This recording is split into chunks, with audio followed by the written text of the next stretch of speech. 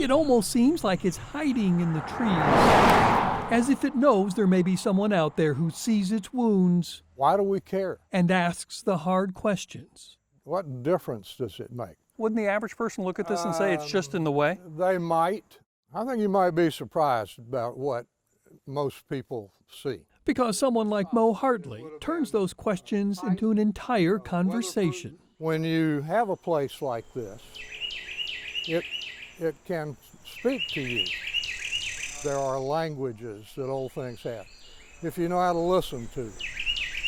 No one has lived in what's known as the Collins House for decades. The Park Service has had this place for almost 50 years. They have. But it still has a purpose. It's the pre-1900s homestead that is sort of fading into oblivion all over the state. Let's go in. It's called a red clapboard home. Okay. Right away, you see the box that this exterior produces. And among the folks who lived in this part of North Carolina in the 19th century, And we'll just go up these steps. it was the most common type that was sturdy enough to survive. I don't believe you're going to knock that down anytime soon. It's not grand history, George Washington never stayed here, obviously. But to the people of the county, back in the day, this was a landmark. This was a destination. people. It's a different life than where you grew up in that house, for sure. Yeah. Like Ann Brown. What do you remember about that house? Oh, I remember a lot about it. We used to sit out on the porch there, you know, a lot at night. We had a lot of people visit.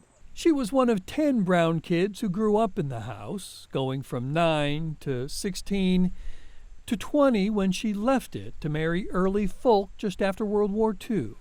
But that's just a fraction of the home's life. I bet that place is 150, maybe 200 years old. And from time to time, You know, we're here 1, 2, 3, 4, 5 major oaks around this place. nature has dealt its punishment. During an ice storm, a big part of this tree fell on the house and did some damage to it. But still, the trained eye sees value in not quitting on even this. This isn't a matter of let's save everything.